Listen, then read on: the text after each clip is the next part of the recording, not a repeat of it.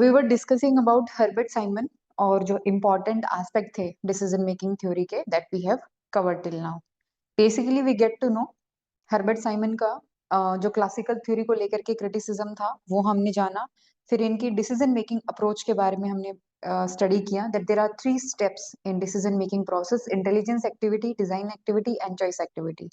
फिर हमने value and fact को समझा डिसीजन मेकिंग में. देन हायरार्की ऑफ डिसीजन की ऑलमोस्ट ऑर्गेनाइजेशन में हर कोई डिसीजन ले रहा होता है and decision making is not an easy और simple process, it's a very complicated process.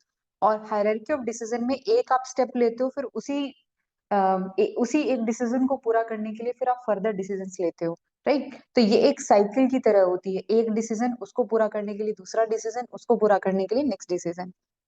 Then इससे इंटीग्रेशन आता है. Then we get to know rational decision making, types of rationality के बारे में हमने बात करी थी. Then bounded rationality concept, types of decision पे हम आते हैं. Then model of organizational influence and further topic. यहाँ तक कोई डाउट, कुछ पूछना हो, कुछ बताना हो, एनीथिंग?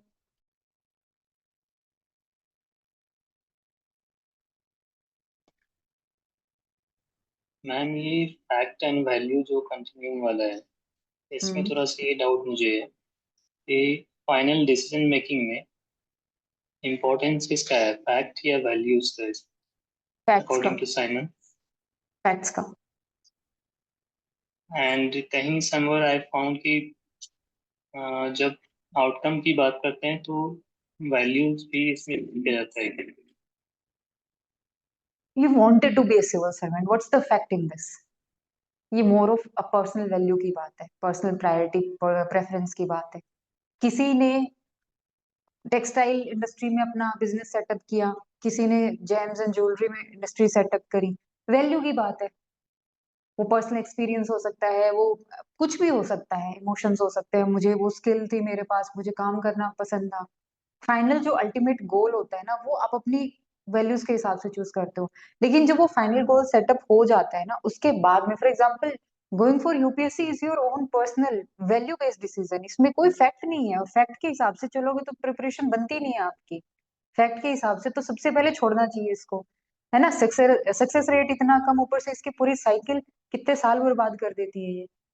इजीली नहीं छोड़ती यूपीएससी आपको, लेकिन फिर भी आप इसके पीछे जाते हो ना. So it's a rational model, definitely it's a rational model. लेकिन इसके अंदर क्या है ना, Herbert Simon pure rational pure fact के आधार पे बात नहीं करते. वो कहते हैं कि अल्टीमेट आउटकम तो आपके वैल्यू बेसिस पे रहेंगे, लेकिन उस आउटकम तक पहुंचने का जो जरिया होता है ना, वो फिर फैक्ट के हिसाब से चलना चाहिए. इंसान सारी चीजें कंसिडर नहीं कर सकता है, तो वो हम क्या है ना, हम बहुत लिमिटेड सिलेक्टिव चीजें पढ़ते हैं हार्वर्ड साइमन के बारे में. पूरी थ्योरी है इनकी, पूरी बुक्स हैं. हम क्या कर रहे हैं, हम 5 से 7 पेज के अंदर पूरी थ्योरी को कंक्लूड करने की कोशिश कर रहे हैं, तो हमें वो क्रक्स समझ में नहीं आ रहा. But yes, he has recognized the importance of value, but while making a decision ये फैक्ट को ज्यादा प्रेफरेंस देते हैं. रीजन बीइंग, फैक्ट को लॉजिकली जस्टिफाई किया जा सकता है, वैल्यूज को नहीं, है ना? कंपनी के टॉप मैनेजमेंट ने डिसाइड किया कि इस साल हम प्रोडक्शन इतना बढ़ाएंगे या हमें ये चेंज करना है पॉलिसी के अंदर, ठीक है, वैल्यू बेस्ड डिसीजन है. कंपनी के सारे एम्प्लॉय अपने हिसाब से एडजस्ट करने लग जाएं तो पॉसिबल नहीं है, इंटीग्रेशन नहीं होगा, आप काम ही नहीं कर पाओगे. तो वहां पे फैक्ट बेसिस पे चीजें चलती हैं. मोस्टली डिसीजन आपके फैक्ट बेसिस पे होते हैं, ठीक. इसको क्रिटिसाइज करेंगे ना, then we get to know. Trust में डिसीजन मेकिंग प्रोसेस जितना ड्रॉर के मॉडल के साथ समझ में आती है ना, लॉजिकल ड्रॉर के मॉडल में, इतना आपको कहीं क्लैरिटी नहीं आती. वहां तक पहुंचते पहुंचते हमें क्लियरली समझ में आता है कि अच्छा, साइमन ये कहने की कोशिश कर रहे थे इंक्रीमेंटल अप्रोच ये होती है, आपकी मिक्स्ड स्कैनिंग अप्रोच इसको बोलते हैं, गेम थ्योरी ये होती है, पॉलिटिकल इकोनॉमिक अप्रोच ये है. और फाइनल जैसे हम ड्रॉर तक पहुंचते हैं, वो सारी चीजें बता देते हैं, रैशनल एक्स्ट्रा रैशनल सारे फैक्टर्स वो बता देते हैं, ठीक है.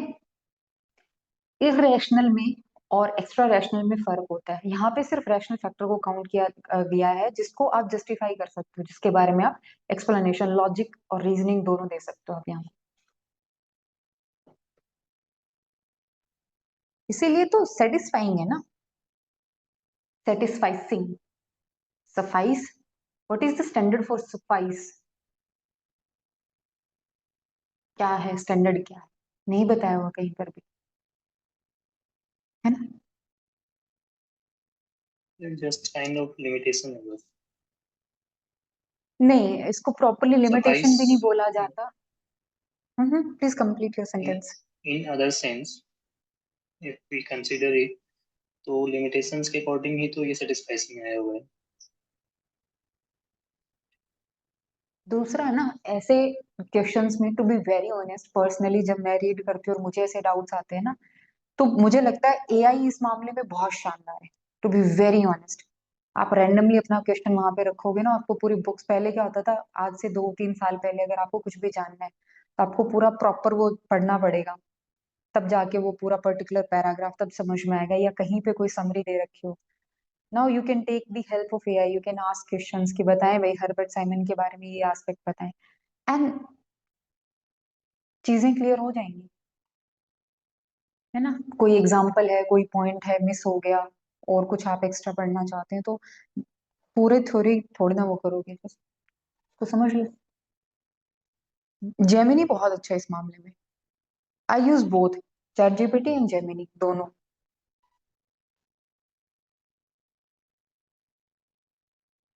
यू कैन एक्चुअली प्रैक्टिस बहुत सारी चीजें। जेमिनी वो एआई वो देता है ना आपको वॉइस, मतलब आप भाई आईफोन वाले हैं तो उनका तो नहीं है, एंड्रॉयड वालों को बता रही हूँ। Gemini AI is a good tool to be used, मतलब कुछ भी टॉपिक पे आप उसको बोल सकते हो कि ask me some question on this topic, ठीक है। मैम आप बार बार बोल रहे हैं, इसका मतलब मुझे भी एंड्रॉइड पे शिफ्ट होना पड़ेगा। नहीं नहीं, हम सब लोग, आप दुआ करो हम सब लोग जल्दी ही आईफोन पे शिफ्ट हो। Ma'am I am not a जरूर। Fan of iPhone, trust me, I am not a fan of iPhone. Okay, so let's talk about the types of decision as mentioned by Herbert Simon. Most of अब इनकी जो theory चलेगी ना, you'll find a lot of similarity between Chester Barnard and Herbert Simon. Chester Barnard ने भी बताए थे, दो टाइप के डिसीजंस बताए थे, और ठीक वही दो टाइप के डिसीजन यहाँ पे हर्बर्ट साइमन बता रहे हैं। पहले वो जो रिपीटेटिव होते हैं, रूटीन में चीजें होती हैं, programmed decisions. So decision which are repetitive and routine in nature, a definite procedure can be worked out for handling them. जैसे आप एंट्री करते हो, आपका एक स्टैंडर्ड ऑपरेटिंग प्रोसीजर होता है कि ऐसे ही काम होगा। फाइल को मूव करने का भी एक तरीका होता है। इवन गवर्नमेंट डिपार्टमेंट्स में जो काम करते हैं, कि एक प्रॉपर जो फाइल तैयार होती है उसमें सारी चीजें सेम प्लेस पे रखी जाती है, कि लेफ्ट साइड पे यहाँ ये चीजें होंगी, राइट साइड पे यहाँ ये सिग्नेचर होगा। हम उस चीज को उतने हैबिचुअल हो जाते हैं कि हम अलग से नहीं बता पाते कि अच्छा ये एक प्रोसेस के तहत हो रहा है, बट वो प्रॉपरली डिफाइन किया गया है now, so habitual and so repetitive in nature कि हमें उसके बारे में ज्यादा सोचने की जरूरत नहीं है। नेक्स्ट आता है नॉन प्रोग्राम्ड डिसीजन, जो नॉन रिपीटेटिव होते हैं, रूटीन में नहीं होते हैं, ना ही हमारे पास कोई पास्ट प्रैक्टिस या एस्टेब्लिश्ड रूल्स होते हैं उन डिसीजंस को समझने के लिए। वो सिर्फ एक ही काम के लिए होते हैं। मोस्टली जितने भी पॉलिसी डिसीजंस हैं, या हम सब लोगों के सामने कोविड के टाइम पे जो चैलेंज थे, जैसे फर्स्ट जो लॉकडाउन लगा था ना, हम में से किसी को नहीं पता था क्या करना है, तो हम बहुत मतलब कॉशियस हो रहे थे, बहुत ज्यादा प्रिकॉशंस फॉलो किए जा रहे थे। जैसे जैसे सेकंड वेव आई, सेकंड लॉकडाउन आया, तो लोग थोड़े थोड़े रिलैक्स होने लगे कि चलो कोई बात नहीं, हैंडल कर लेंगे। फर्स्ट में क्या था, हमारे पास एक्सपीरियंस नहीं था, हमें नहीं पता था, कोई अंडरस्टैंडिंग नहीं थी, एंड इवन जो जो ऑफिशियल्स थे उनको भी उतना आइडिया नहीं था। लेकिन सेकेंड वेव, थर्ड वेव, चीजें वो ठीक से हैंडल करने लगे। राइट, अब ऐसी कोई भी, भगवान ना करे ऐसी कोई सिचुएशन आए, बट इन केस आती है, तो हमारे पास एक रफ आइडिया है कि how to be in lockdown, है ना, कैसे लाइफ को मेंटेन करना है, कैसे क्या चीजें करनी है, तो वी कैन मैनेज। इसीलिए प्रोग्राम्ड और non programmed decision, non program decision भी अगर वो एक कॉन्टिन्यूअस टाइम तक रहता है, एक्टिव रहता है, तो वो भी फिर प्रोग्राम्ड डिसीजन की कैटेगरी में आ जाएगा। So according to Simon, there are different technique for handling the programmed and non-programmed aspect of decision making. अगर आपको प्रोग्राम डिसीजन मेकिंग को हैंडल करना है, there are techniques। कौन कौन सी टेक्निक होती है, वो होती है habit, knowledge, skill and informal channel. Program decision में ज्यादा नहीं है, आपको अगर एक ही काम को बार बार करना है तो वही हैबिट डेवलप करोगे तो things would be easy. Non program decisions के लिए कौन कौन सी टेक्निक होती है, selection and training of exercise, sorry training of executive possessing higher skills, innovative ability. जो इन सर्विसेज ट्रेनिंग होती है, सेमिनार होते हैं, कॉन्फ्रेंसेस होती हैं, ये बेसिकली क्या है, ये नॉन प्रोग्राम्ड डिसीजन के लिए ही है, ताकि आपको हैबिचुअल बनाया जा सके। बहुत सारे ऐसे वो होते हैं, क्या बोलते हैं इनको, इन सर्विस ट्रेनिंग को अलग अलग नाम दे दिया जाता है कि इंटर्नशिप पे एक बार रखा गया है, या ट्रेनिंग दे रही है, बिहेवियरल ट्रेनिंग हो रही है, या कोई स्किल ट्रेनिंग दी जा रही है। ये सब क्या है? ये सब आपको नॉन प्रोग्राम्ड डिसीजंस के रिगार्डिंग ही प्रोवाइड किए जाते हैं। साइमन इस चीज के लिए ना एक मैथमेटिकल मॉडल डेवलप करते हैं, एक computer simulation, electronic data processing use करते हैं, जो कि हमारे डिसीजन मेकिंग में हेल्प करेंगे। अब मुझे सोच के ये बताओ फटाफट, मैं देखना चाहती हूँ कितना जल्दी आप लिंक करते हो कि एक मैथमेटिकल मॉडल, एक कंप्यूटर साइमुलेशन का डिसीजन मेकिंग का क्या रोल है। क्विकली सोचो इस चीज को, कैसे हेल्पफुल होती है अगर आपके पास बहुत सारा प्रीवियस डेटा डेटा है। प्रीवियस डेटा के हिसाब से आप चेक कर सकते हैं कि अगर ये डिसीजन लेंगे तो पहले किसने लिया है तो कितना सक्सेसफुल हुआ है, और बाद में लेंगे तो क्या होगा, या कोई और डिसीजन लिया है तो कैसे रिजल्ट्स आए। या उनको प्रेसिडेंट्स सपोज बोलते हैं ना, सपोज कि पहले से एक एग्जाम्पल सेट है, उसी को फॉलो करना है हमने, या हम है देख ना। सकते हैं कोई कोई भी एक पॉलिसी जो हमने अगर किसी विलेज में इम्प्लीमेंट कराई है तो उसके रिजल्ट्स कैसे आए हैं एज पर द डेटा के हिसाब से, एज ग्रुप के हिसाब से, अमाउंट ऑफ इनकम के हिसाब से। बाकी बताओ भाई, सर ने एक पॉइंट तो अच्छा बता दिया, कहाँ यूज में आता है प्रेडिक्ट मैथमेटिकल मॉडल। प्रेडिक्शन के लिए ma'am by analysing the data. Strategy formation, monsoons में किस मॉनसून्स पे मैम वेदर कंडीशंस के अकॉर्डिंग एनालिसिस में इफेक्ट करेगा। जैसे मतलब I don't know whether people will be able to relate, aviation में ऐसा होता है कि देयर आर सेवरल हाइट्स। जैसे अगर आप इंडिगो में जाते हैं तो आपने सुना होगा कभी देर से कि we are flying at 36,000 feet, we are flying at 34,000 feet. तो उसका एक पैटर्न है, why do we fly at that particular height. हम इसलिए फ्लाई करते हैं क्योंकि जेट स्ट्रीम्स उस डायरेक्शन में फ्लो कर रही होती हैं, तो जनरली पायलट्स से करते हैं अगर उन्हें हेडविंड्स मिल रही होती है एक डायरेक्शन में तो चेंज देयर लेवल। अगर आप 2000 ऊपर चले जाएं, 2000 नीचे चले जाएं तो विंड्स रिवर्स हो जाती हैं या हेडविंड्स की अमाउंट कम हो जाता है, जिससे कि आप डेस्टिनेशन पे जल्दी पहुंचते हैं और फ्यूल ज्यादा बचता है। पर ऑन अ पर्सनल नोट, आपने कभी ऐसी सिचुएशन फेस करी है? मतलब मैंने जेट स्ट्रीम के बारे में वैसे पढ़ा है, बट क्या आपने रियल में फेस करा है इसका इम्पैक्ट? मैम जेट स्ट्रीम बहुत ऊपर होती है, बट हाँ मतलब मैंने I have faced, because helicopter इतनी हाइट पे फ्लाई नहीं करते, हम जनरली 6,000 7,000 8,000 पे फ्लाई करते हैं। बट हाँ, हम ये तो खुद का एक्सपीरियंस है कि हम 5,000 में फ्लाई कर रहे थे तो हमें हेडविंड्स मिलती हैं 25 की एम्पलीट्यूड की, तो वी क्लाइंब अप, हमने 7,500 मांग लिया, 8,000 मांग लिया, तो 25 की जगह it reduce to 5, and even अगर हम 9,000 में चले जाएं तो हो सकता है हमें टेल विंड्स मिल जाए 7 की एमपीएच की, तो हम डेस्टिनेशन पे जल्दी पहुंच नाइस। और क्या काम आता है भाई? जाए। ये सब कुछ डेटा ही बताता है। डेटा ही बताता है, एग्जैक्टली exactly. कुछ साल पहले रीजन बेस्ड डिसीजन, एग्जैक्टली, बहुत जरूरी है। सेंसस भी तो क्या है, डेटा ही तो है ना। 2016-17 की बात है शायद, बिग डेटा वर्ड उस टाइम पे काफी न्यूज में था, बिग डेटा बिग डेटा। उसमें क्या किया गया था ना, गवर्नमेंट ने जो रेलवे के थ्रू वो होता है ना, ट्रांसपोर्टेशन होता है, रेलवे ट्रांसपोर्टेशन, मोस्टली उसको कैलकुलेट करते हुए गवर्नमेंट ने नोटिस किया था कि लोग कहाँ से कहाँ जा रहे हैं, मतलब पूरा इमिग्रेशन का स्टडी करने की कोशिश करी थी, और काफी कुछ उसके बेसिस पे रेलवे का डेटा निकाला गया था, 1 साल का शायद, और उसके बेसिस पे गवर्नमेंट ने काफी नए डिसीजंस लिए थे, पॉलिसी में इंटीग्रेट किया गया था उसको, and that term was very popular that time, big data.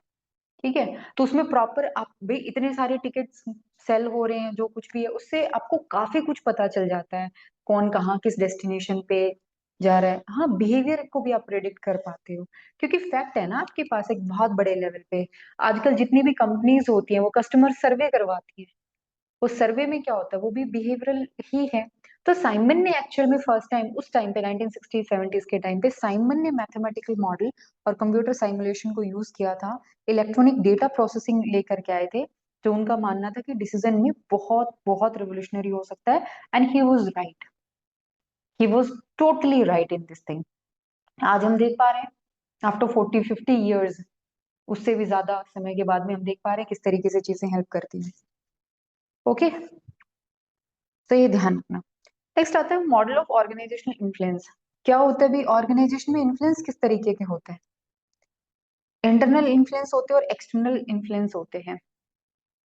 Internal influence, अब सीधी सी बात है, हम कुछ सोचते हैं और जिस माइंडसेट के साथ हमने ऑर्गेनाइजेशन को ज्वाइन किया था, आफ्टर 6 मंथ, आफ्टर 1 ईयर और मे बी 2 to 3 years हमारा माइंडसेट चेंज होता है। उसके पीछे क्या क्या रीजंस हो सकते हैं? कुछ इंटरनल कुछ एक्सटर्नल रीजंस हो सकते हैं।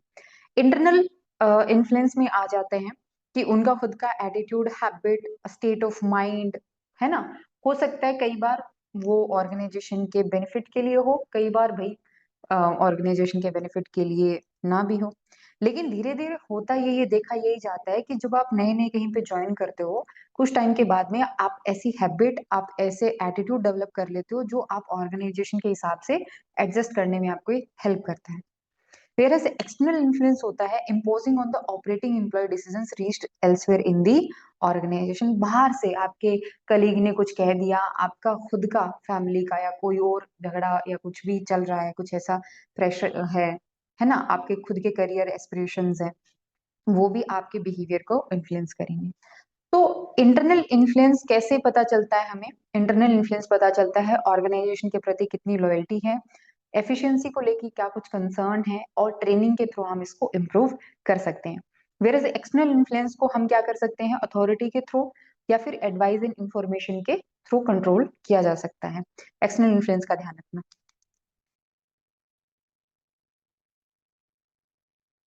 तो let's talk about authority. What is authority? Because authority को लेकर के मैक्स वेबर एंड बाकी सब थिंकर्स ने ऑलमोस्ट अथॉरिटी के बारे में बोला है। What is authority? Herbert Simon सबसे सिंपल डेफिनेशन देते हैं अथॉरिटी को। वो कहते हैं it's one of the means through which an organisation man is made to conform to the organisation demand. यहाँ पे वर्ड यूज हो रहा है ऑर्गेनाइजेशन मैन। ये एक ऐसा तरीका है जिससे आप ऑर्गेनाइजेशन में काम करने वाले इंसान को जो डिमांड है वो पूरी करने के लिए मनाते हो, कंफॉर्म करने के लिए, है ना। ये एक तरीका है। ये तरीका मतलब एक्सेप्टेंस पे डिपेंड करता है या ये तरीका काइंड ऑफ अथॉरिटेरियन है, वो चीज यहाँ पे मेंशन नहीं करी गई है। लेकिन अथॉरिटी को लेकर के वो कहते हैं कि जो इन जनरल इंप्रेशन है कि authority flows from above is not correct. Same वही, ऐसा लगेगा सिर्फ वर्ड्स चेंज कर दिए गए हैं, बाकी बात ये हर्बर्ट चेस्टर बर्नार्ड वाली बोल रहे हैं। तो authority flows from above is not correct, for the exercise of authority depend upon the willingness of those who accept it. And it should be noted that authority might operate at various level and not necessarily downwards. Organization develop both formal and informal relations, and authority is largely used to settle the dispute in organization. ठीक जैसे Bernard ने zone of indifference दिया था, Simon ने भी zone of acceptance mention किया था। Zone of acceptance का ये था कि अगर कोई भी इंसान इससे बाहर जाता है, कोई भी ऑर्डर देने वाला इंसान उससे बाहर जाता है, तो सबॉर्डिनेट उसको डिसोबे कर सकता है। ये ध्यान रखनी पड़ेगी आपको चीज। Then comes the advice in information. क्योंकि आप पहले एक्सटर्नल इन्फ्लुएंस की बात कर रहे हैं तो हमें अथॉरिटी समझ में आ गई। एडवाइस इन इंफॉर्मेशन में क्या होता है कि देखो, इंफॉर्मेशन कॉन्टिन्यूसली फ्लो करती है हर डायरेक्शन में, डाउनवर्ड, अपवर्ड, साइडवेज, ऑलमोस्ट हर डायरेक्शन में। But the nature of information and advice to be tendered may change from situation to situation. Information तो बदलेगी ही बदलेगी। खास करके आप जो इनफॉर्मल ऑर्गेनाइजेशन के थ्रू आप तक कोई बात पहुंचती है तो वो तो डेफिनेटली इसका ओरिजिनल स्वरूप तो बदल चुका होगा। आपने, किसी ने स्टार्टिंग में कुछ बोला होगा और घूम फिर के आप तक आई होगी, वो तो बदल चुकी होगी। लेकिन आपको किसी भी सिचुएशन में किस प्रकार की इंफॉर्मेशन की रिक्वायरमेंट है, कैसी एडवाइस चाहिए, सिचुएशन पर डिपेंड करता है। It varies from situation to situation. So therefore, collecting dependable information and proper utilization of it ensure greater effectiveness in the decision making and provides adequate lines of communication and persuasion. तो इसके लिए आपको क्या चाहिएगा? ऐसी information चाहिए जिसपे आप डिपेंड कर सकते हैं, जिसके बिहाफ पे आप डिसीजंस ले सकते हैं, और उस इंफॉर्मेशन को प्रॉपर यूटिलाइज करने के लिए, ताकि वो डिसीजन मेकिंग प्रोसेस को और इजी बना सके। For that you need proper communication channel. Proper communication channel होंगे तो आप तक सही इंफॉर्मेशन पहुंचेगी, आप सही डिसीजंस ले पाएंगे, सही एडवाइस आपको मिलेगी। So communication is also an important element in organisation. Organisation loyalty क्या होती है जी? ये how much we can identify ourselves with the organisation, यही तो होता है। So such type of loyalty is fundamental for any organisation. It renders group effort possible. हम किसी ऑर्गेनाइजेशन का पार्ट बन के खुश होते हैं, इसी में हमारे एफर्ट्स नजर आते हैं, है ना। आप लोग भी सिविल सर्विसेज की तैयारी कर रहे हो, किस लिए? लॉयल्टी है ना मेनली। तो loyalty is more of behavioural trait, है ना, पर्सनल प्रेफरेंस वाली बात हो जाती है। So narrow loyalty lead to friction and competition over the resources. आपके लिए जब लॉयल होते हो ना, तो ऑर्गेनाइजेशन के गोल्स इंपॉर्टेंट हो जाती है, अपनी पर्सनल गोल्स नहीं, है ना। ट्रेनिंग ट्रेनिंग इंपॉर्टेंट है, और ट्रेनिंग के थ्रू ही आप नए चैलेंजेस फेस कर पाते हो। An efficient training programme would facilitate greater discretion to the individual in decision making. एक अच्छा ट्रेनिंग प्रोग्राम वही होता है जो आप रिसोर्सेज को कम से कम यूज करके अच्छे से अच्छा काम कर पाओ, उसमें हेल्प करे।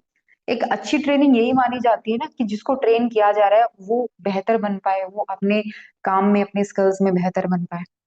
And training is applicable to the process of decision where the same element are involved in a number of decisions. Training में अगर कोई ऐसे ही काम, जैसे फॉर एग्जांपल जब कंप्यूटर इंट्रोड्यूस हुए डिपार्टमेंट के अंदर और आपको डिजिटल डेटा चाहिए था, उस टाइम पे बहुत सारे ऐसे थे, 2014-15 की बात है शायद ये, जब ये हमारी नई गवर्नमेंट आई थी ना, उस टाइम पे ये देखा गया था कि जितने भी गवर्नमेंट ऑफिसर्स हैं उनमें से कितने गवर्नमेंट ऑफिसर्स बेसिक प्रेजेंटेशन बना पाते हैं, नहीं बना पाते basic presentation. But most of the officers, उनको नहीं पता था, बेसिक प्रेजेंटेशन का भी नहीं पता था। तो ऐसे सिचुएशन में वो चाहिए आपको। आज के टाइम पे अगर कोई भी ऑफिसर है जिसको बेसिक कंप्यूटर नहीं है, नॉलेज नहीं है, तो फिर गलत है ना। आई डोंट नो अभी तक यूपीएससी के सिलेबस में कंप्यूटर को इतनी इंपॉर्टेंस क्यों नहीं दी है। बाकी ऑलमोस्ट हर प्रकार के एग्जाम में, एक्सेप्ट यूपीएससी ना, ऑलमोस्ट हर एग्जाम में कंप्यूटर की बेसिक नॉलेज सबको चाहिए होती है, बेसिक नॉलेज। यूपीएससी में अभी तक उसकी उतनी इंपॉर्टेंस नहीं डाली गई है, राइट। सो ट्रेनिंग आप ऐसे एलिमेंट के रिगार्डिंग देते हो जो आप फ्रिक्वेंटली यूज करने वाले हो, है ना। आपको अगर मान लीजिए कोई ऐसी स्किल सिखा दी जाए जो आपके काम की है ही नहीं, आप ज्यादा कुछ करोगे नहीं, वो मोर ऑफ हॉबी की बात हो जाती है, तो फिर उसको, उसका ओवरऑल ट्रेनिंग के हिसाब से तो पैसा लगाने का कोई मतलब नहीं है ना। तो यही कहा गया कि ट्रेनिंग उस प्रोसेस के लिए एप्लीकेबल होती है जहां पे सेम एलिमेंट को आप यूज कर रहे हो इन अ नंबर ऑफ डिसीजंस। हमें नहीं समझ में आता डेटा को यूज कैसे करना है, तो सीख लो भाई। अगर आपको एमएस एक्सेल नहीं आती है, सीख लो, है ना, ट्रेनिंग प्रोग्राम के तहत सीख लो। तो वो जो जिसको आप फ्रिक्वेंटली यूज करने वाले हो, and it can be use for developing effective decision making. तो ट्रेनिंग का ये पर्पज होता है। What is administrative efficiency? An administrator must be guided by the criteria of efficiency of complicated nature of its application in governmental organization which are not commercial in nature. Commercial organisation या economic organisation में efficiency का एक बहुत clear cut meaning होता है, बहुत clear cut meaning होता है। बट ऐसे ऑर्गेनाइजेशन जो कमर्शियल नहीं है, कमर्शियल नहीं है, वहां पे एफिशिएंसी का आपको कैसे पता चलेगा? ऐसे ऑर्गेनाइजेशन जो कमर्शियल नहीं है उसमें आपको एफिशिएंसी का कैसे पता चलेगा?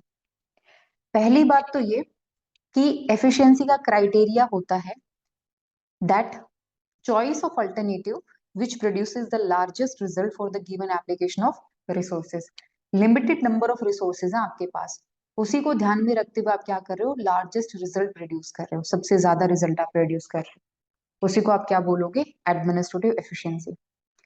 लेकिन अथॉरिटी और ऑर्गेनाइजेशन लॉयल्टी दोनों ही इंडिविजुअल के वैल्यू प्रोमाइसेस, सोचना, बिहेवियर उसको इन्फ्लुएंस करती हैं। इसीलिए एफिशिएंसी इस बात पर भी डिपेंड करती है, और एफिशिएंसी को इन्फ्लुएंस करता है उसका कि वो एनवायरमेंटल चेंजेस को लेकर के कितना परसेप्टिव है। फॉर एग्जाम्पल, आप सुबह सुबह पहुंचे ऑफिस में and you get to know कि ऐसी कुछ गॉसिप चल रही है, ऐसी कोई बात हो रही है, सडनली आपकी एफिशिएंसी डाउन हो जाएगी, है ना। कई बार आपको पता चले कि नहीं ये चीज हो गई, केस में ऐसा कुछ हो गया, नेगेटिव हो गया, उससे भी आपकी एफिशिएंसी डाउन होती है। तो इसमें ध्यान देना, ये कहा गया है that authority and organizational loyalty influences the value promise of the individual. Authority और organizational loyalty हमारे value promise को influence करती है, right? लेकिन जो क्राइटेरिया है एफिशिएंसी का, it influences his capacity to handle the fact. अगर वो एफिशिएंट है तो वो बहुत सारे फैक्ट्स को एक साथ हैंडल कर पाएगा। यही तो आप डेटा मैनेज करने की बात और ये सारा था ना, प्रिडिक्ट कर पाते हो, बहुत सारा डेटा आप मैनेज कर पाते हो, प्रेसिडेंट्स देख पाते हो, तो तभी तो पॉसिबल होगा ना कि आप बहुत सारे फैक्ट्स देख पा रहे हो। मुझे तो जी, एक अच्छा डिसीजन मेकर किसको बोला जाता है? आप रीजनिंग का पेपर दे के आते हो ना, सी सेट आपका यही है। क्यों है ये सी सेट का रीजनिंग का पूरा पोर्शन? क्वेश्चंस भी लेंदी होते हैं, टाइम भी आपको कम दिया जाता है, यही चेक करने के लिए ना कि आप एक लिमिटेड टाइम में लिमिटेड नंबर ऑफ फैक्ट जो आपके पास डेटा अवेलेबल है उसको आप इन्फ्लुएंस करके डिसीजंस ले पा रहे हो कि नहीं ले पा रहे, यही तो है। मैथ्स भी तो क्या है, मैथ्स भी तो अपने आप में एक डिसीजन मेकिंग होती है ना, कि आपके पास वो थोड़ा बहुत डेटा चेंज होता रहता है और अब एक सेट फॉर्मूला है, उसी फॉर्मूले को अप्लाई करके आपने रिजल्ट निकालना है, यही तो है। एक्चुअल में आपकी मेंटल एबिलिटी को तो चेक किया जाता है सी सेट में, और यही चीज यहाँ पर किया जा रहा है। अगर आप बहुत एफिशिएंट होते हो तो बहुत फास्ट कैलकुलेशन करोगे ना, अपने आप से पूछना, 100 तक की काउंटिंग रखना और शुरुआत करना अपने आप से, कितना फास्ट आप कैलकुलेट कर पाते हो, 100 में प्ले करना इसको, मल्टीप्लाई एडिशन सब्ट्रैक्शन इसी में चलना, डिविजन 100 तक बस, कितना एफिशिएंट आप हो पाते हो, and you will get to know कि आप कितने वीक, और मैथ्स आपकी कितनी मतलब एफिशिएंसी बिल्ड करने में आपकी हेल्प करती है ना। Okay, so efficiency implies the adoption of shortest path and cheapest means in achieving the desired goal. क्या वहां पे पूरा फॉर्मूला लगाते हो? सी सेट में पूरा फॉर्मूला कैलकुलेट करने बैठते हो ना? कैसे करते हो? ट्रिक्स होती है ना। हम तो जी सी सेट देते ही नहीं है, हम तो पढ़ते ही नहीं है सी सेट, कि हम तो रिलेट ही नहीं कर पा रहे इस एग्जाम्पल के साथ। तो वहां पे क्या होता है, शॉर्टेस्ट तरीका अपनाना होता है कि ये जाएगा इसके साथ, है ना। So to be efficient is one of the major influence on organisation man, this leads to rational behaviour. यही क्या है, रैशनल बिहेवियर का एक क्राइटेरिया है। Making sense? अगर आप सच बताओ ना, एक वैसे ही एडवाइस है, अगर आपको लगता है ना कि आपका माइंड बहुत डल होता जा रहा है, आप प्रोसेस नहीं कर पा रहे, कई बार ये होता है कि सामने वाले ने बात कह दी और एकदम प्रोसेस नहीं हो पाया, कई देर लगी उसको समझने में कि बोला क्या है, try to be friend with maths. Puzzle solve करना, बेसिक सुडोकू प्ले करना, बेसिक पजल सॉल्व करना, बहुत बहुत ज्यादा इंप्रूवमेंट हुई है उसमें, माइंड बहुत शार्प होता है ना। रूबिक्स क्यूब सॉल्व करना स्टार्ट करो 3x3 का, धीरे धीरे समझ में आएगा कि कहाँ वो जो खेलते हो ना, then you get to know कि अच्छा, बहुत सारे फैक्ट्स को एक साथ एनालाइज करना।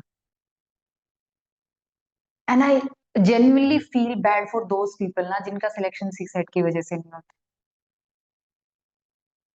आप में से अगर कोई ऐसा धुरंधर है ना, ट्रस्ट में आपकी बेसिक जो सीधी सी बात है कि आप बेसिक से बेसिक चीजों को हैंडल नहीं कर पा रहे हो।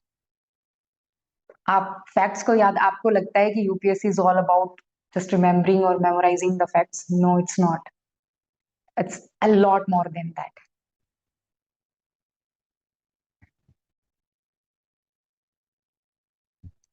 अगर मुझे आज प्रिपरेशन करने का मौका मिले ना, तो मैं शुरुआत से एंड तक कुछ ना कुछ ऐसी मेंटल एक्टिविटी को जरूर सजेस्ट करूंगी आपको कि अडॉप्ट करो। सी सेट को लास्ट के 1 महीने में पढ़ने के लिए नहीं, सी सेट कि मई में एग्जाम है और 1 मई से स्टार्ट कर रहे हैं सी सेट पढ़ना, क्योंकि कॉम्प्रिहेंशन के लिए कौन ही पढ़ता है, कॉम्प्रिहेंशन के लिए कौन ही पढ़ता है। मैथ्स एंड रीजनिंग, मैथ्स मुझे नहीं आता, रीजनिंग में मैं कर लूंगा या कर लूंगी reasoning. I have seen plenty of people like that. और फिर जो उनके 66 स्कोर नहीं होते ना, 66 भी टफ हो रहा है ना पिछले कुछ टाइम से सी सेट का एग्जाम। मैं कॉम्प्रिहेंशन करा दूं?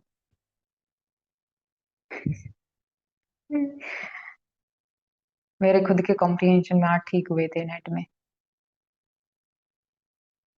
क्योंकि कॉम्प्रिहेंशन है ना। वैसे मैं थोड़ा सा ऑफ द ट्रैक जा रही हूँ, अपोलोजाइज फॉर दैट, बिकॉज हम क्रिटिसिज्म अभी हर्बर्ट साइमन का डिस्कस करने वाले हैं। बट कॉम्प्रिहेंशन, वही बात जो अभी आ गया ना, बहुत सारे मल्टीपल डेटा को एक साथ हैंडल करने वाली बात है।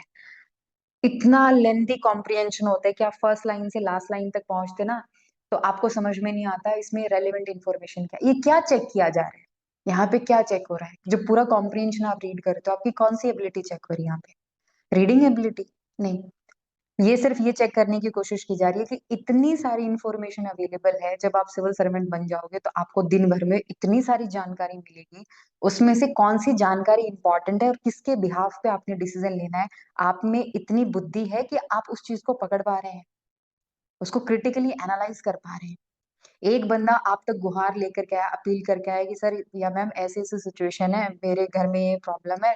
अब भाई कोई आप तक अपील करता है तो वो बात बढ़ा चढ़ा के ही बोलता है। उसने लंबा चौड़ा आधे घंटे का पैराग्राफ सुना दिया आपने। आप में उतनी बुद्धि है कि आप जज कर पा रहे हो उसको, आप उसमें सही गलत देख पा रहे हो। यही तो चेक होता है कॉम्प्रिहेंशन में। पर हम तो ये देखते हैं वर्ड्स मैच कॉम्प्रिहेंशन करने का सबसे शॉर्टेस्ट तरीका ये होता है, वर्ड्स ढूंढ लो सेम सेम कहाँ मैच कर रहे हैं। कि क्वेश्चन में भी ये मिला था, रिक्वायरेबिलिटी पूछा है और सेम पैराग्राफ में देखो ये कहाँ है। और दूसरा लॉजिक ये होता है, पहला क्वेश्चन पहले मिलेगा, दूसरे क्वेश्चन का आंसर उसके बाद में मिलेगा, सीक्वेंस में होंगे, इसके आगे पीछे नहीं पूछे जाएंगे, है ना। कॉम्प्रिहेंशन का यही तो होता है लॉजिक, और क्या लॉजिक होता है भी मतलब।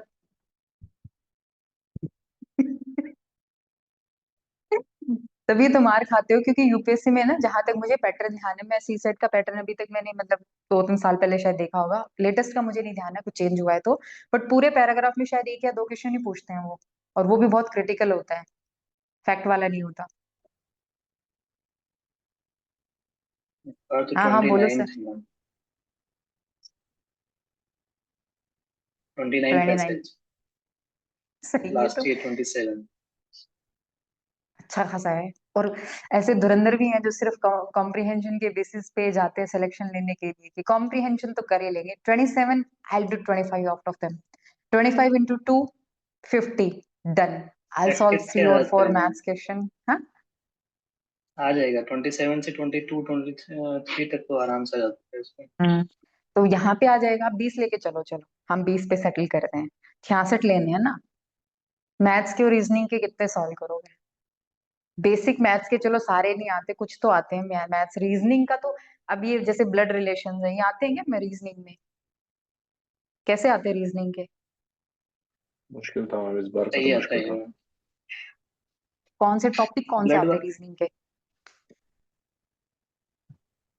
इस ब्लड रिलेशन तो डिस्टेंस सही आता डिस्टेंस है वो। स्पीड, डिस्टेंस आती है, डिस्टेंस स्पीड आती है, और वर्क, वर्क वाले वर्क की। टाइम से वो वर्क टाइम वाला आएगा, ठीक है। हाँ, फिर वो नॉर्थ वेस्ट डायरेक्शन वाले। हाँ, डिस्टेंस ठीक है, डायरेक्शन वाला हो गया। कैलेंडर का, क्लॉक का कुछ आता है? आई आता थिंक है। वन क्लॉक वाला भी आता क्वेश्चन तो रहता ही है। है ना, बेसिक है ये, अभी तक तो हम हम्म। बेसिक ही चल रहे हैं इसमें। है। परमुटेशन कॉम्बिनेशन भी आता है, बट वो मैथ्स में रखते हैं, आपकी मैथ्स में आएगा। स्टैट्स भी आता है क्या? नहीं, स्टैटिस्टिक्स नहीं आता। डेटा एनालाइज करना, डेटा नहीं वाले नहीं, क्वेश्चंस भी नहीं आते? वो सीरीज बच आती के। है, सीरीज, न्यूमेरिकल हाँ। सीरीज आती है, पैटर्न आएगा उसमें। और ये वाला तो बैंक के एग्जाम्स में आते हैं जो आप बता रहे हो। बाकी बाकी ये सारे बैंक के एग्जाम्स में भी आते हैं। डेटा आई वाला, डेटा आईबीपीएस, कॉम्प्रिहेंशन। आईबीपीएस में वो नबार्ड भी ये में, वाले नेट में भी आर आता है, नेट मैम में वो भी आरबीआई में। आता है। क्वेश्चन भी आते हैं, जैसे दिस इज अ चेयर, वो सिंबोलिज्म बोलते हैं शायद उसे, मुझे सिलोजिज्म। सिंबलिज्म, वो भी उसमें ही सिलोजिज्म। आता है। वो सिलोजिज्म। लेकिन लेकिन वो भी आईबीपीएस में, इसमें नहीं आता। वो आता है ना कि count from this side, left से राइट में अगर आप बैठे हैं तो कहाँ बैठे हैं, फिर राइट से लेफ्ट में ओ, बैठे हैं तो कहाँ बैठे हैं, तो आप कौन से नंबर पे बैठे हैं। बट वो आईबीपीएस में आता है, इसमें नहीं आता। वो आरबीआई नबार्ड में आता है, वो इसमें नहीं आता। ये सब मतलब नॉर्मल अगर से अब वो आ रहे हैं। अगर कोई, जैसे कोई यूपीएससी की तैयारी कर रहा है तो जैसे ईपीएफओ का भर दिया या किसी ने कुछ और भर दिया, उसमें आते हैं वो, अदरवाइज और किसी में नहीं आएगा। मतलब आपके अंडर जो काम करेंगे उनको बेसिक सारा मैथ्स आता है, और आप उनके ऊपर ऑफिसर बन के जाने का सोच रहे हैं, और आपको बेसिक न्यूमरेसी कि भाई साहब कैलकुलेट करो 10 × 13 क्या होता है, फोन लेके आओ फटाफट। इतने बेसिक कैलकुलेशन कैसे, क्या ही तभी सोच तो के जा रहे हो? चिड़िया चिड़िया बनानी है ना उसमें। क्या ही सोच के जा रहे हो? अथॉरिटी आज के टाइम में ना, अथॉरिटी आपकी स्किल से, आपकी कॉम्पिटेंस से आएगी बहुत हद तक, है ना। सही है। और जो लोग इस कॉन्वर्सेशन के अंदर भी पार्टिसिपेट नहीं कर रहे ना, आई समटाइम वंडर कि वो किस बात पे पार्टिसिपेट करते हैं, या उनको समझ में ही नहीं आता कि ये डिस्कशन जा चुका है, उनके दिमाग की नियंत्रण रेखा से बाहर है। एक्चुअली ये लोग यूपीएससी टारगेट कर रहे हैं ना, तो हम जैसे गरीब लोग थोड़ा बहुत इधर उधर देख लेते हैं, बाकी तो ये सीधा इनका वो अर्जुन की तरह सीधा चिड़िया की आंख का ही निशान है। टॉप 50 रैंक चाहिए, उसके नीचे तो बात ही नहीं करता कोई, किसी से पूछ लो, मैं तो डर तभी गया तो था। मतलब आई वंडर कि अपनी क्लास में कितने लोग हैं, एक दो तीन चार तो ऐसे हैं जो बिल्कुल पार्टिसिपेट नहीं कर रहे। 10 के मिस्टर अंदर सिंह खत्म थोड़ा हुए। बहुत कमेंट के थ्रू पार्टिसिपेट करते हैं, Roma once in a while बोल लेती है, टॉप 10 राधा में है खत्म, टॉप 10 में खत्म हो जाएगी क्लास में, टॉप 10।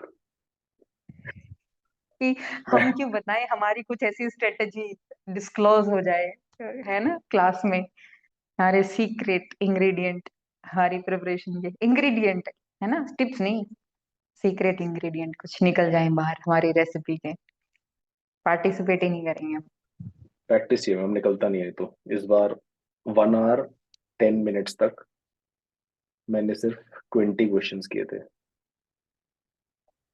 उसके बाद ये अगले है 50 मिनट। सर, ये फैक्ट है। और जब लास्ट के जब 20 आप घर पे भी करने बैठोगे ना तो उसमें भी यही। और जब लास्ट के जब मैम वो 40 अगले मिनट्स 50 मिनट बचते हैं में ना, उसमें अगले ऐसा लगता है 50 मिनट पता नहीं क्या ही कर लो उसमें, फिर वो स्पीड ऐसी पकड़ती है बस पूछो ही मत। अगले 50 मिनट में 40 किए थे, तो वही है।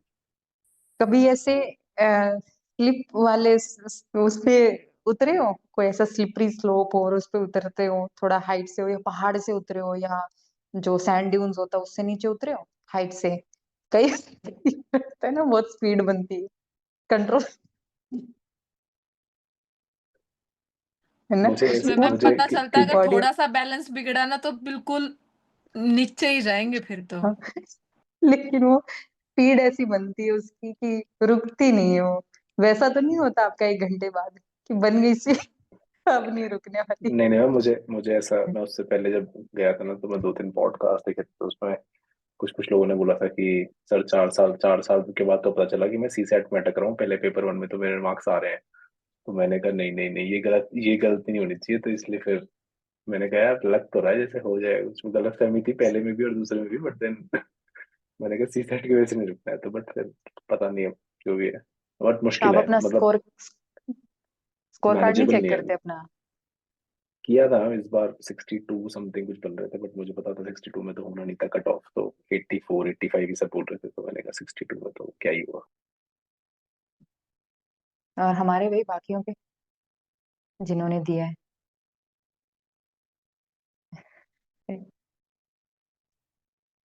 चेक ही नहीं किया।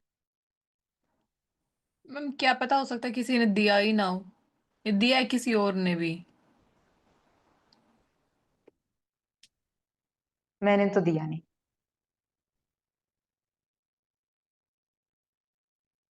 मैंने तो लास्ट एग्जाम लास्ट ईयर दिया था असिस्टेंट प्रोफेसर का, है ना। उससे पहले यूजीसी नेट का दिया था, उससे पहले मुझे ध्यान नहीं है। हाँ, पीएचडी एंट्रेंस का था इसी बीच में। मैंने 3 कॉम्पिटेटिव एग्जामिनेशन है। लेट्स डोंट मैटर भाई, वी डू मैटर, ठीक है, we do have, don't give us existential crisis ना, we do have existence, do matter. Okay, so let's discuss the criticism of Herbert Simon, है ना। I hope आपका इस class के बाद में थोड़ा बहुत सी सेट को लेकर के अप्रोच चेंज हो, बट आना जाना कुछ नहीं होएगा, मुझे पता है। वही जाके मई में जाके सी सेट को देखोगे कि क्या है। नहीं, अप्रोच नहीं चेंज होगी या नंबर नहीं आएंगे? अप्रोच चेंज नहीं होंगे तो नंबर कैसे आएंगे? अगर एक बात बताओ सर, सीधी ये इसमें कोई वो नहीं है, कॉम्प्लेक्स चीज नहीं है, बहुत स्ट्रेट फॉरवर्ड है।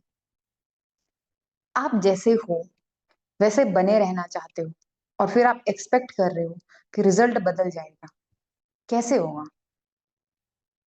चाय में जो चीजें आप पहले डाल रहे हो उसी मात्रा में उसी तरीके से उतने ही टाइम में डालोगे तो सेम ही प्रोडक्ट निकलेगा ना, या कुछ ऐसे मैजिकल एलिमेंट उसमें ऐड हो जाएगा? हम इतने डिवाइन होते क्यों हैं? हमें क्यों लगता है कि हमें कुछ स्पेशल है और हम बस हमारे पास कोई चीज आ गई और उसका कुछ एकदम से रिजल्ट चेंज होने वाला है, क्यों? आप वैसे ही बने रह के जो आप लास्ट टाइम गलती कर चुके हैं 62 पे, उतना तो आप आज भी कर लेंगे।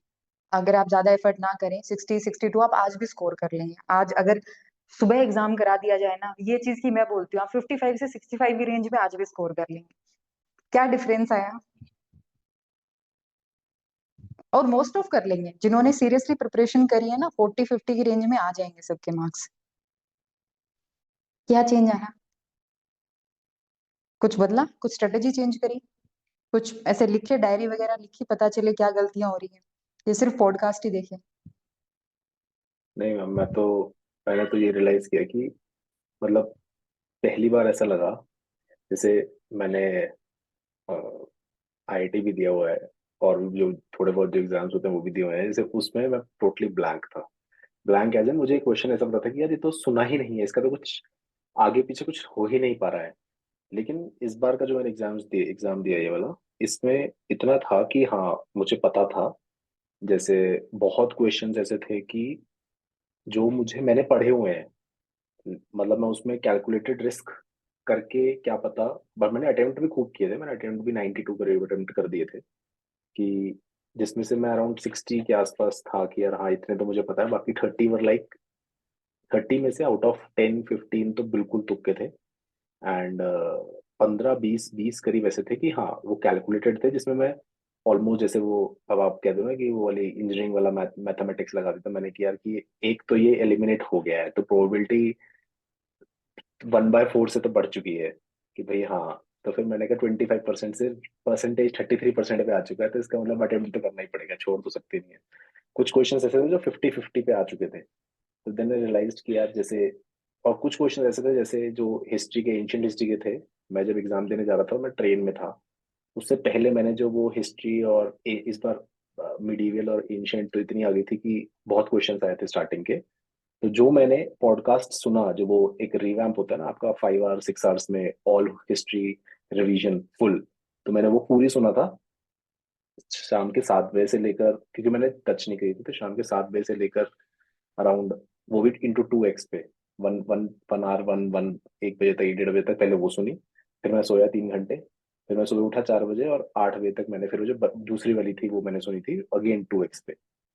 4 क्वेश्चंस उन्हीं उसमें से आए थे उसी रात में से, जबकि रिपीटेड क्वेश्चन थे सारे, जिसमें कि चाइनीज एस्ट्रोलॉजी, चाइनीज इन्वेजन वो कौन सा आया था, फिर एक वो था पानी जो निकालने के लिए कौन सा, हरा घटा। वो एक, हाँ आरागट्टा, कौन सा इक्विपमेंट में, मुझे कुछ नहीं पता था, बस मुझे ये था कि यार ये मैंने वर्ड कहीं सुना हुआ है। मुझे नहीं पता कि वो उसमें था, बट मुझे था कि यार ये वर्ड मैंने सुना हुआ है, और मैंने वो टिक कर दिया था कि भाई हाँ। तो कैलकुलेटेड था, लेकिन हाँ बहुत इकोनॉमिक्स मैंने बहुत अच्छे से करी थी।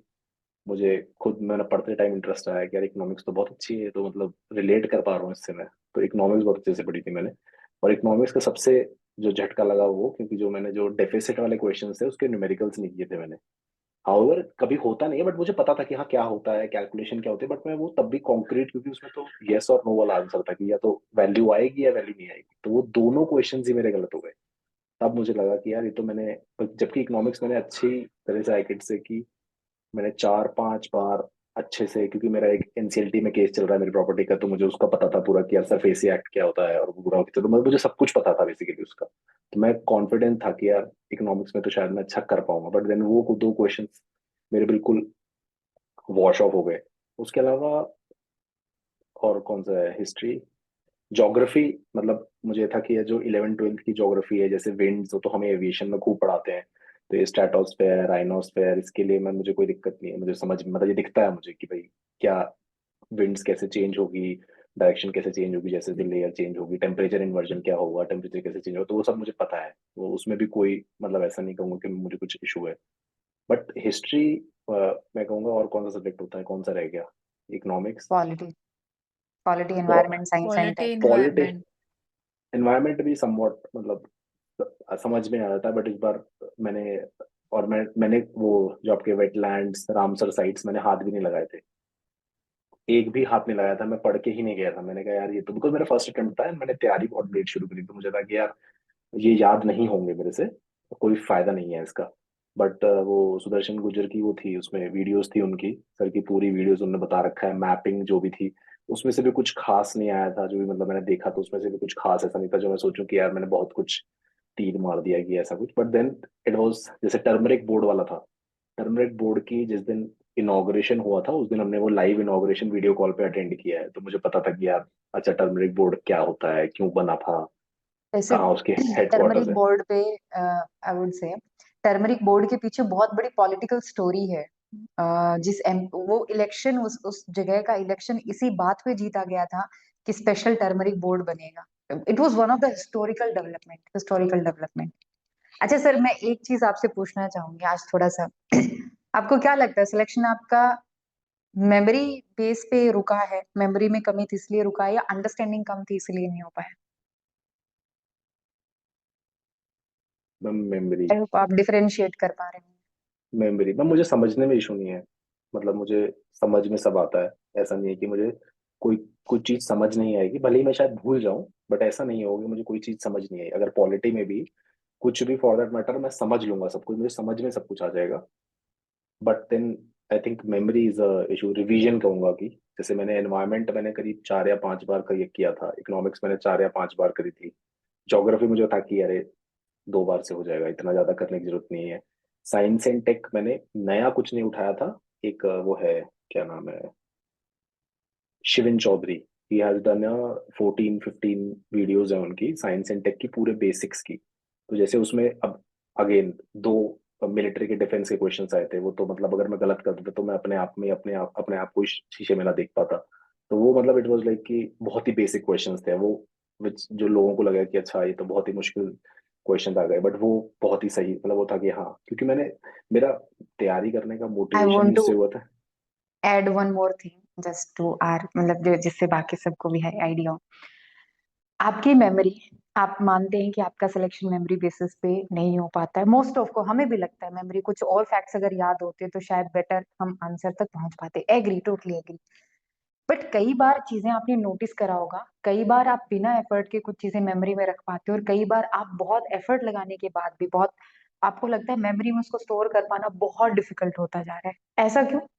कुछ बहुत ऐसा एब्स्ट्रैक्ट सी कोई इन्फॉर्मेशन दे दी, कोई फैक्ट बता दिया, कोई रैंडम मैंने नंबर बता दिया, उसको याद रखना डिफिकल्ट होता है? या फिर उसको अगर आपने कहीं प्रैक्टिस करा है या आप उस बात की, उस इन्फॉर्मेशन की इंपॉर्टेंस को समझते हैं, तब उसको रिकॉल कर पाना ज्यादा इंपॉर्टेंट, ज्यादा इजी हो जाता है? व्हाट डू यू से? कोई कुछ भी घटना घटी, कुछ भी रैंडमली कहीं पे कुछ हुआ, और उसकी आपको सिग्निफिकेंस बता दी कि भाई ये बहुत इंपॉर्टेंट है, इसको समझो, इतनी इंपॉर्टेंट है ये, आपको उसकी इंपॉर्टेंस के हिसाब से वो फैक्ट याद रह जाएगा? या आपको मेमोरी के लिए कुछ ऐसा मैकेनिकल चाहिए होता है, मल्टीपल रिवीजन या कुछ ऐसा? Getting my question first of all? Ma'am मेरे साथ तो ये है कि मैं जल्दी से कोई चीज मुझे याद नहीं होती, लेकिन अगर याद हो जाएगी तो फिर मैं भूलूंगा नहीं, ये पक्की बात है।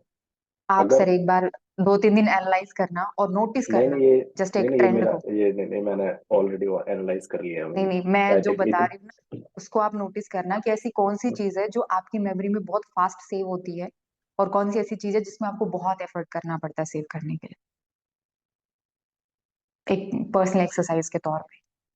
वरना ये होगा कि आप पढ़ोगे ना, एक बार में ये चीजें आपको समझ में आएंगी, इंपॉर्टेंस भी ध्यान रहेगी, कहाँ क्या घटना घटी। करंट अफेयर बहुत ऐसे, करंट अफेयर को जैसे, रटना नहीं होता। नहीं हाँ। करंट अफेयर मुझे याद हो जाता है, करंट अफेयर्स नहीं भूलूंगा मैं। लेकिन जैसे अगर आप कोई भी करंट अफेयर्स में कोई भी वर्ड अगर मैंने पढ़ा है, तो जैसे अगर यूपीएससी का प्रीलिम्स दे रहे हैं तो प्रीलिम्स में तो आपको एग्जैक्ट इन्फॉर्मेशन वैसे भी नहीं चाहिए, आपको समहाउ कहीं कुछ हल्का सा एक कंटेक्स्ट पता होना चाहिए। हल्का नहीं कहूंगा, मतलब हाँ मतलब ऐसे कोई बहुत ही आपके कोई कंसेप्ट क्लियर नहीं होना चाहिए कि मैं कहूँ कि आपके वो आपके आउट ऑफ 100 क्वेश्चन 20 क्वेश्चन ऐसे होंगे जिसमें आपको बहुत ही कंसेप्चुअल नॉलेज, 25 क्वेश्चन ऐसे होंगे जिससे बहुत ही कंसेप्चुअल नॉलेज चाहिए। उसके बाद कट ऑफ क्लियर करने के लिए आपको अराउंड 50 क्वेश्चंस तो ऐसे चाहिए बस, जो मतलब आपको समहाउ पता है। अगर आप समहाउ पता है कि हिसाब से आप कर लोगे तो आप कर सकते हो। मतलब this is what I have realised. अब आई डोंट नो, मतलब I don't know about anybody, मैंने भी एक ही दिया है तो आई डोंट नो अबाउट, मैं सबके लिए कमेंट नहीं कर सकता। बट मेरे साथ तो आई रियलाइज कि जैसे 20-50 क्वेश्चंस में आप कह सकते हैं कि हाँ, जो आप अगर आपने एक बार पढ़ रखा है, आपको थोड़ा बहुत ऊपर नीचे पता है, या आप अब वो किस्मत वाली बात है आपकी, जो आपने पढ़ा है वही आ जाए। 25 ऐसे हैं जो बिल्कुल कंसेप्ट, बिल्कुल एकदम कॉन्सेप्ट आएगा कि आप, अगर आपको बिल्कुल नहीं पता कि भाई कॉन्सेप्ट से कैसे काम होता है या किस तरीके से ऑपरेशन चलते हैं, जो भी होता है जिस तरीके से। और फिर 25 ऐसे हैं जिसका किसी को अता पता ही नहीं है। वो तो मतलब बिल्कुल ही ऐसे हैं कि भाई जिसको, तो वो मैं इस डिस्कशन को, इस डिबेट को at the end of our classes, same topic को, मुझे अगर याद ना रहे तो आप लोग मुझे याद दिला देना। अब जितना भी हमारे आंसर राइटिंग के बाद में जब भी क्लासेस हो, मैं इस टॉपिक को दोबारा स्टार्ट करना चाहूंगी कि whether UPSC is a memory based test और it is more of understanding, contextual understanding based exam. पक्का डिस्कस करेंगे इस बारे में। And I would really want to know, मतलब at that point of time I really want to know what your opinion, and I really want to see some changes in your opinion, not specifically you sir but all of you. मैं जानना चाहूंगी, इसीलिए कह रही हूँ क्योंकि आप observe करो, बहुत क्लोजली ऑब्जर्व करो, है ना, अपने आप को ऑब्जर्व करो, क्या चीजें आप जल्दी से समझ पाते हो, किन चीजों को आप इंपॉर्टेंस दे पाते हो, किसकी कितनी सिग्निफिकेंस समझ पाते हो और कैसे उसको अप्लाई कर पाते हो, है ना। फैक्ट्स याद रहे ना रहे, लेकिन चीजें अगर आपको पता है, अगर आपने ट्रेवल किया इंडिया में, आपको पता है कि इस प्रकार की सॉइल सिर्फ इस रीजन में मिलती है। एलुवियल सॉइल से रिलेटेड क्वेश्चन है तो मोस्ट ऑफ, या तो ये कोई रिवर बेस्ड रीजन रहा होगा या पुराने टाइम पे कोई रिवर बही होगी तभी यहाँ पे कुछ है। अगर एलुवियल सॉइल आपको कहीं पे डेजर्ट वाले रीजन में कहीं दिख रही है तो भाई आप एक बार चेक कर लो ना अपने डेटा को, या माउंटेन के अंदर कुछ वो है तो you have to check your data. यहीं पे तो डाउट होता है कि जो आपकी अंडरस्टैंडिंग है और जो पूछा जा रहा है उसमें कहीं बैलेंस नहीं बैठ रहा, कुछ डाउट आ रहा है। वहीं से तो आप क्वेश्चन पे अपने जो फाइनल कंक्लूडिंग जजमेंट होती है ना वो देना स्टार्ट करते हो कि ऐसा नहीं हो सकता। एलिमिनेशन ऐसे ही तो काम करता है ना। नहीं नहीं, हम ट्रैवल ऑन एक्सपीरियंस, तो उसका कोई मतलब उससे कोई तोड़ नहीं है। अगर आपने वो चीज एक्सपीरियंस कर रखी है, आपने वो चीज ट्रैवल करके देखी है, तब तो नथिंग कांट, मतलब वो कुछ बीट नहीं कर सकता आपको। वो हमेशा चीज याद रह जाएगी, आप चाहे जितना मर्जी कह लो, वो चीज हमेशा आपको याद है। अगर आपने ट्रैवल कर रखा है और आप वो चीज देख रखी है आपने, या एक्सपीरियंस कर रखा है, तो फिर वो चीज भूल नहीं सकते आप, वो 100% आपके दिमाग। है ना? एक यही सेम डिसीजन मेकिंग में भी आता है। You have to make a calculated, you have to take a calculated risk and then you have to make a decision. वो चीज आपकी लाइफ में भी रहेगी। कई बार हम अपने फैसलों पे बहुत पछताते हैं, कई बार हमें लगता है कि हमने बहुत लिमिटेड नॉलेज के साथ कोई डिसीजन लिया और वो डिसीजन उस टाइम पे बहुत सही रहा। ये हर जगह होता है, फाइनेंस में भी होता है, लाइफ में भी होता है, हमारे रिलेशनशिप में भी होता है, हमारे करियर एस्पेक्ट को लेकर के भी होता है। तो वहां पे कैलकुलेटेड रिस्क तो रहेगा ही रहेगा। आप 100% मेमोरी, 100% फैक्ट्स के हिसाब से नहीं चल सकते हो, किसी को नहीं पता होता। लेकिन आपकी जो बेसिक है ना, आपके जो ट्रेड्स हैं वो आपको गाइड करते हैं। इंट्यूशन आपकी अंडरस्टैंडिंग से तो आता है। मुझे पानी से मान लो डर लगता है, मेरा इंट्यूशन क्या कहेगा, पानी वाली जगह पे मत जाओ। और मुझे बहुत अच्छे से स्विमिंग आती है, मेरा इंट्यूशन इंट्यूशन कहेगा मेरा कि पानी वाली जगह से मत जाओ। और मोस्ट ऑफ क्या होता है, गट फीलिंग ही तो होती है। वही तो हम डिसीजन मेकिंग में डे वन से मैं आपको यही कह रही हूँ कि बहुत सारे डिसीजन हमारे, आपकी जो गट फीलिंग होती है, जो इमोशंस होते हैं, क्योंकि गट फीलिंग भाई, वो गट फीलिंग मोस्ट ऑफ आपके डर से निकल करके आती है। और वो डर फैक्टर ही आपका पूरा, आपकी यूपीएससी प्रिपरेशन को गाइड करता है। ऐसा नहीं हो सकता, वैसा नहीं हो सकता, है ना। तो it's more of internal process. पर मैं डेफिनेटली इस पॉइंट पे मैं दोबारा आना चाहूंगी after may be few days और फ्यू मंथ्स, जितना भी पॉसिबल हो। और मैं आप सबके, not just Deepanshu sir, I think वो क्विक लर्नर हैं, बहुत जल्दी अपनी गलती को पहचान लेंगे, उस पर क्विकली काम भी करेंगे। और आप लोग भी ऑब्जर्व करो, है ना। एक इंसान जो अपनी गलती पहचानता है ना, उसके बहुत ज्यादा चांसेस हो जाते हैं सक्सेसफुल होने के। जिनको ये नहीं पता होता मेरी गलती क्या है, वो फिर बैठे रह जाएंगे। एनालाइज करो, ठीक है। चलो, let's talk about criticism of Herbert Simon. क्या है जी क्रिटिसिज्म? वही मोस्ट ऑफ उनकी जो पूरी थ्योरी है, एफिशिएंसी, अगेन इन्होंने भी एफिशिएंसी को लेकर के माना है। फिर वैल्यूज को बहुत ज्यादा इन्होंने इंपॉर्टेंस नहीं दी। डिसीजन, पूरे ऑर्गेनाइजेशन में डिसीजन मेकिंग को ओवर इंपॉर्टेंस दी है, रैशनैलिटी को लेकर के और यूनिवर्सैलिटी को लेकर के इनकी पूरी थ्योरी है। Let's talk about the criticism of efficiency first. यहाँ पर भी हर्बर्ट साइमन भी अपनी सबसे इंपॉर्टेंट थ्योरी में जो गोल है वो किसको रख रहे हैं, एफिशिएंसी को ही तो रख रहे हैं, कुछ चेंज तो नहीं किया इन्होंने। So efficiency is the most important goal. They pointed out, the critics point out that satisfaction of various interest, जरूरी नहीं एफिशिएंसी हो, लेकिन जो बहुत सारे इंटरेस्ट होते हैं, production of goods and services, mobilising resources and using most rational technique are equally important objective.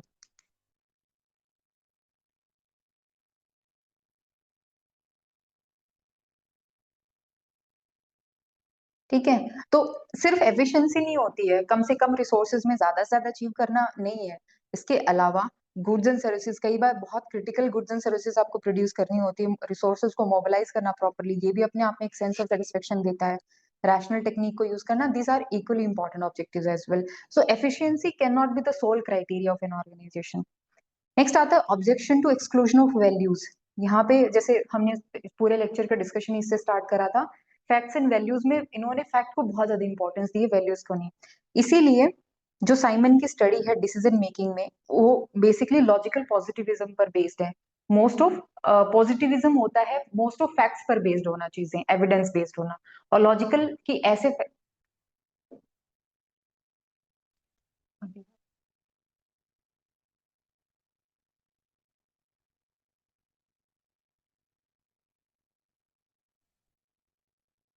Okay. सो इसमें लॉजिकल पॉजिटिविज्म जो है ना, एक प्रकार का थॉट प्रोसेस है जिसमें फैक्ट्स और फैक्ट्स का लॉजिकल इंटरप्रिटेशन, इस आधार पर आप क्या करते हो, आप कोई डिसीजन लेते हो, लॉजिकल पॉजिटिविज्म।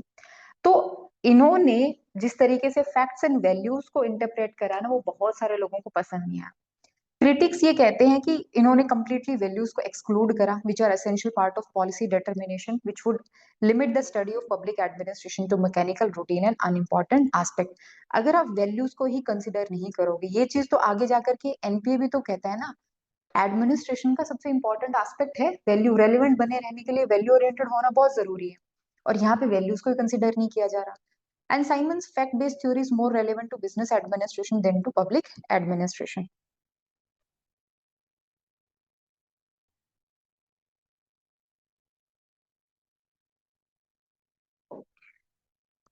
देन इसमें ये कहा गया कि पूरे एडमिनिस्ट्रेशन में सबसे ज्यादा इंपॉर्टेंस जो है वो डिसीजन मेकिंग प्रोसेस को देगी, लेकिन इसके अलावा एडमिनिस्ट्रेटिव बिहेवियर में बहुत सारे सोशल, पॉलिटिकल, इकोनॉमिक और कल्चरल फैक्टर्स होते हैं जो एडमिनिस्ट्रेटिव बिहेवियर को गवर्न करते हैं, रेगुलेट करते हैं, उनको इंपॉर्टेंस नहीं दी। ऐसा लगता है कि वो सिर्फ डिसीजन मेकिंग का जो बिहेवियरल एस्पेक्ट होता है ना, डिसीजंस का आउटकम, विजिबल पार्ट जो होता है, उसके ऊपर उन्होंने फोकस करा है, और जो उसके बैकग्राउंड में कि ऐसा बिहेवियर क्यों डेवलप हुआ, उस पर उन्होंने ज्यादा ध्यान नहीं दिया है। It's not sufficient enough, decision making अपने आप में सफिशिएंट नहीं है, और डिसीजन मेकिंग के आधार पर पूरे ऑर्गेनाइजेशन की पिक्चर को पेंट करना भी सही नहीं है। आप बहुत अच्छे डिसीजंस ले सकते हो, व्हाट अबाउट द इम्प्लीमेंटेशन? अगर प्रॉपरली इम्प्लीमेंटेशन नहीं हुआ तो फिर आपके डिसीजन मेकिंग का क्या होगा, है ना? डिसीजन मेकिंग को आप 100% एफिशिएंसी तभी मानोगे ना उसकी, जब आप 100% एफिशिएंसी के साथ उसको इम्प्लीमेंट कर पाओ। आपको पूरी थ्योरी में ये नहीं लगा कि कहीं पर इम्प्लीमेंटेशन की तो बात हो ही नहीं रही है, आपका कितना बेहतर डिसीजन था, चलो आपने सारे फैक्टर्स कंसीडर कर लिए, सब कुछ कंसीडर कर लिया, अल्टीमेटली किस पे डिपेंड करता है कि इम्प्लीमेंट होने के बाद में इम्पैक्ट क्या था, आउटकम क्या निकला, है ना? ये चीज तो है। बहुत बेस्ट शेड्यूल बना लिया, व्हाट इज द आउटकम? बहुत बढ़िया डिसीजन कि 4 घंटे इसको, 4 घंटे नहीं, आउटकम, है ना? तो implementation plays a very important role. Then obviously criticism of rationality, इसमें रैशनल और एक्स्ट्रा रैशनल डायमेंशंस होते हैं, नॉन रैशनल डायमेंशंस भी होते हैं, लेकिन सिर्फ और सिर्फ रैशनैलिटी को इंपॉर्टेंस है, इसीलिए जब हम ड्रॉर तक पहुंचेंगे ना, तब हमारी काफी सारी चीजें क्लियर होंगी।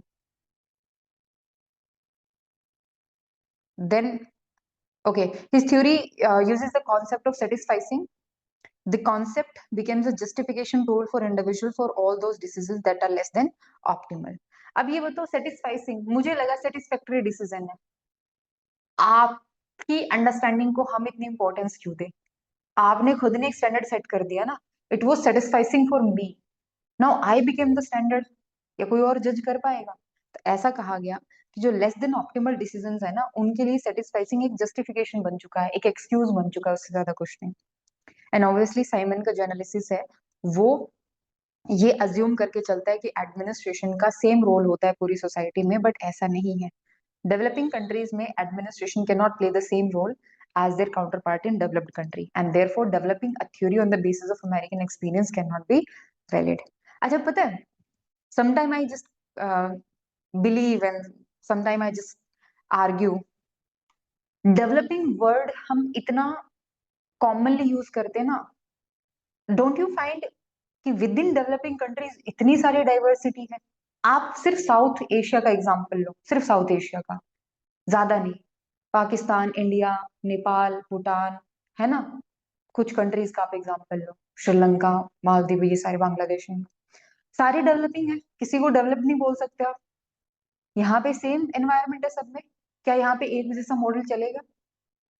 हर एक की पॉलिटिकल कंडीशन अलग है, सोशल कंडीशंस अलग है, वहाँ की कल्चरल कंडीशंस अलग है। नेपाल में आज वो हो रहा है, पूरा हंगामा हो रहा है, देखा होगा आपने, फॉलो किया होगा न्यूज में। छोटी सी कंट्री है, संविधान नहीं टिक पा रहा है इनके वहां, और इंडिया जैसे इतनी बड़ी कंट्री के अंदर बढ़िया प्रॉपर संविधान चल रहा है ना। तो डेवलपिंग भी एक पूरा अम्ब्रेला टर्म बन चुका है, लेकिन विद इन डेवलपिंग भी बहुत सारी कंट्रीज है जो बहुत सारे डिफरेंट मतलब एस्पेक्ट के साथ एग्जिस्ट करती है। हाँ, डेवलप्ड में सिमिलैरिटीज है, वी कैन से डेवलप्ड में सिमिलैरिटीज है, स्टेबल पॉलिटिकल स्ट्रक्चर है, स्टेबल इकोनॉमिक स्ट्रक्चर है, वहां पे सिमिलैरिटी है, पर डेवलपिंग में नहीं है। ठीक है, क्रिटिसाइज करने के बाद में कुछ डिफेंड करते हैं साइमन को।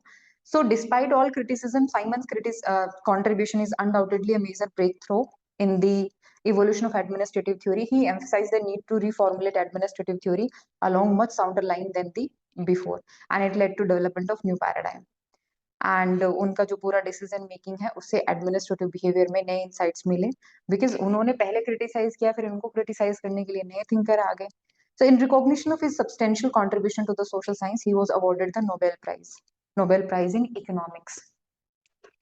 पूरी डेमोग्राफी चेंज हो रही है।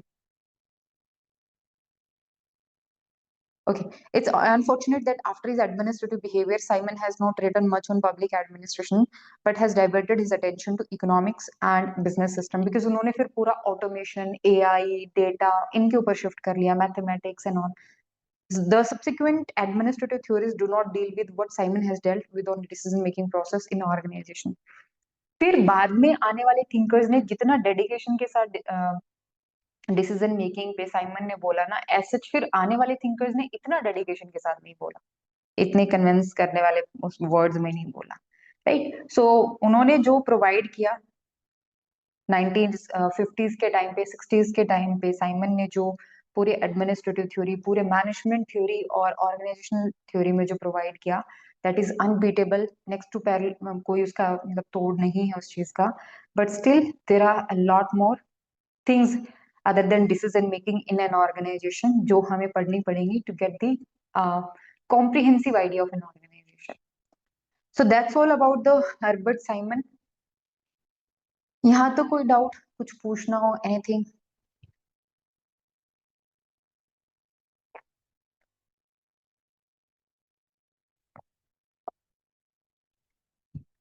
कंक्लूड करें फिर? अब ऑलमोस्ट आपके थिंकर्स कंप्लीट हो चुके हैं, ज्यादा नहीं है थिंकर्स में। क्रिस आर्गरेस एंड फ्रांसिस लाइकर्ट हैं, एट मैक्स 2 days, एक एक क्लास में कंप्लीट हो जाएंगे। क्रिस आर्गरेस की थ्योरी एक्चुअल में ना बहुत इंटरेस्टिंग है, बहुत बहुत इंटरेस्टिंग है क्रिस आर्गरेस की थ्योरी।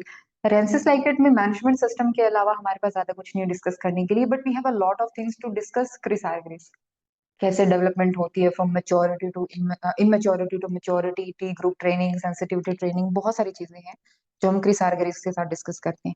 तो वी माइट टेक 2 days, मैं कोशिश करूंगी इसको एक दिन में कंप्लीट करने की, बट हो सकता है हमें 2 दिन लग जाए, ठीक है।